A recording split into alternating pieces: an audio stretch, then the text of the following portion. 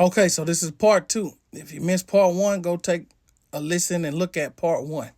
So, all right, because people been asking me, where's part two? Where's part two? All right, so here's part two.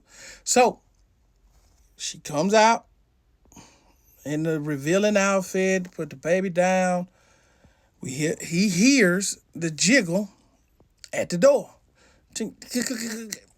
So somebody has put a key in the door trying to get in. So mind you, he had been sitting around wondering if this young lady was married or what the case was. So he couldn't get in. And so she's like, uh-oh. He's like, uh-oh, what? He's like, is that your mom? She's like, nope. That's probably my husband. He's in the military. He was deployed. He wasn't supposed to be back until next week. And that's the guy who called me on the phone. But it looks like he tried to surprise me. And I'm like, how did you deduce all that from him putting the key in the door? So she says she just knew. And Jimmy could hear the guy yelling, hey, open up, babe. What's going on? Open up. And so now Jimmy's in a bad situation. He's sitting in this man's house, military, doesn't know what branch, doesn't know what the man's training is. If this man comes in and attacks this man, he's in the right because his guy's sitting up with his wife. So, and if Jimmy has to defend himself, he's in the right because neither one of the gentlemen knew anything about the other one. This young lady has put everybody in a pickle. So she's like, listen, you might want to hide. Hide? He's like, hide where? So Jimmy, being the guy that he is, he thinks fast on his feet. She's like, yeah, because if he comes in here, it's going to be a problem. He going to try to kill you. And Jimmy like, oh, my God, he going to try to kill him. Jimmy don't have his. Jimmy didn't bring his heat. Jimmy has really nothing on him but hands, right? And so Jimmy really didn't try to go down this road. So what Jimmy ends up doing is, so Jimmy goes in the bathroom immediately, right? Closes the door. He locks the door. So she goes in, and Jimmy can hear the husband come in the door. I'm like, hey, what's up with these locks?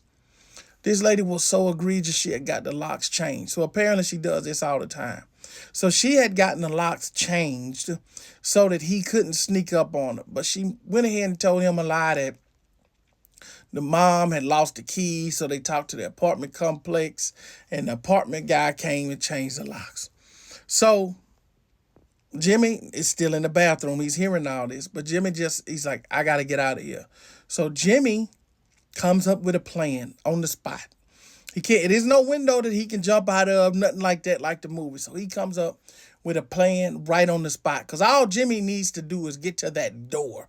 That's all Jimmy wants to do is get to that door. Because he was sitting in that chair like I am here telling y'all this story. He looked around, he looked at an escape, and he looked at how to get up out of there. Right? Because right as he was about to leave, it dawned on him that this woman was not single is when that key went in that door. He couldn't get there fast enough. So he comes up with a plan. So Jimmy flushes the toilet. So of course the husband like, what's going on? Jimmy opens the bathroom door after flushing the toilet. He says, hey man, how you doing? Ma'am, your toilet is all good to go now. I'm going to go back to the office. I'm going to let them know we got everything taken care of. So the dude was looking at him like, because initially the dude was like, who is this guy? And then he said, yep, the toilet is all good. I changed the float out over there and pulled it up, put a new wax ring down for you, ma'am. I think everything should be good for you. So this guy's like, what? Why you? We've been talking every day. Why you didn't tell me about the toilet? I said, well, I don't know. You're gonna have to take that up with her. Now, mind you, Jimmy's backpedaling the whole time he's talking about this, and he said, you know what? I think I left my clipboard in the other unit, so I'm gonna write this up, and I'll probably be back in about 15 minutes. So Jimmy's backpedaling, but he's not stopping at backpedaling. So he's looking the guy, he's sizing the guy up just in case this has to go to fisticuffs, because this ain't really what Jimmy want to do, especially in another man's house. Because he didn't know what kind of weapons he had. He didn't know what the man even had on him. So the guy's looking at Jimmy. Jimmy's, just talking. Yes, ma'am. Yes, ma'am. All he kept saying was, yes, ma'am. Yes, ma'am. We're going to get this. I'm going to make sure I write it up for you. Beelines to the door. So he closes the door, gently like an apartment man would. Jimmy sprints to his truck. Jimmy hit the automatic start, the truck running, he unlocking the door. So the guy goes in there, he looks, he realizes, uh-oh, what's going on here? It don't look like nothing been changed. I don't see no supplies. I don't see no water on the floor. No, nothing. So he comes out the door immediately looking for Jimmy. Jimmy got to that car. He got out of there. The man comes running out. Get back here.